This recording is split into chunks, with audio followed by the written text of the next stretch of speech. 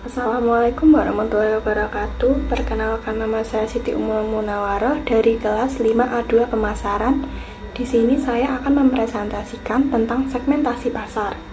Apa sih segmentasi pasar itu? Segmentasi pasar adalah kegiatan membagi-bagi pasar menjadi kelompok-kelompok membeli yang berbeda, memiliki kebutuhan, karakteristik, atau perilaku yang berbeda, yang mungkin membuat produk atau bauran pemasaran yang berbeda.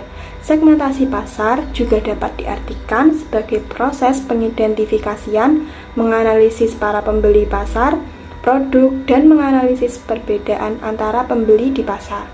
Segmentasi pasar yang efektif itu harus dapat diukur, dicapai, dan memberikan keuntungan, dapat dibedakan secara jelas, dan dapat dilaksanakan.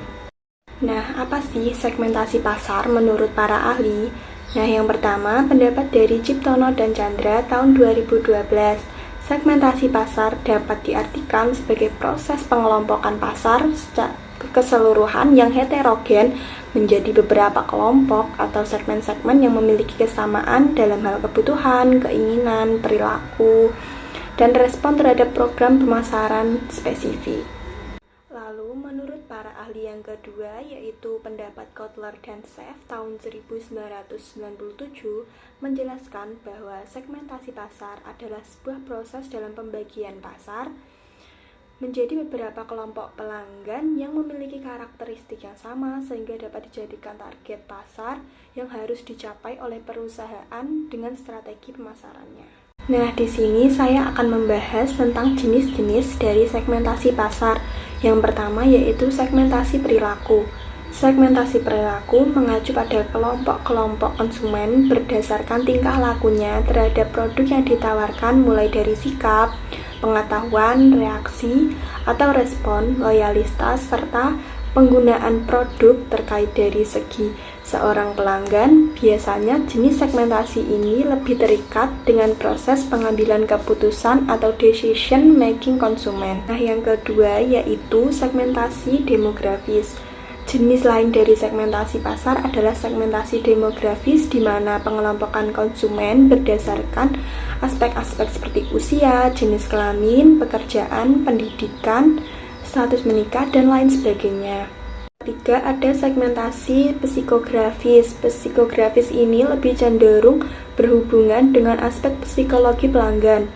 Umumnya pelaksanaan segmentasi ini cukup rumit lantaran kita itu harus wajib memahami selera target konsumen secara mendalam. Nah, biasanya itu kita bisa memanfaatkan survei seperti pembagian kuesioner itu untuk mengetahui preferensi sebenarnya dari konsumen terkait seperti hobi, ketertarikan, dan semacamnya. Nah, segmentasi yang terakhir yaitu segmentasi geografis, yaitu pengelompokan konsumen menurut aspek lokasi seperti tempat tinggal.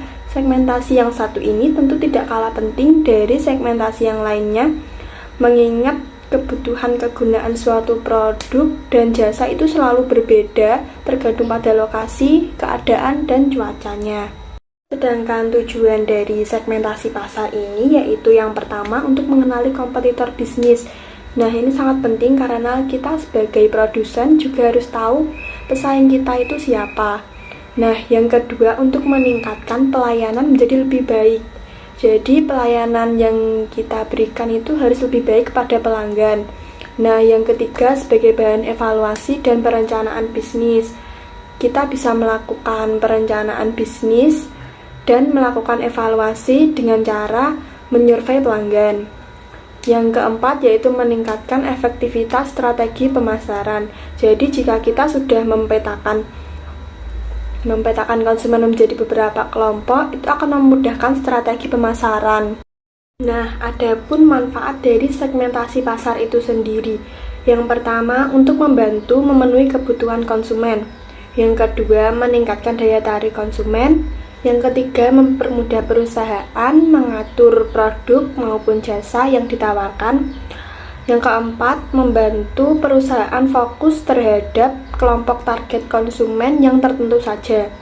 Yang kelima, membuka peluang besar terhadap pertumbuhan bisnis.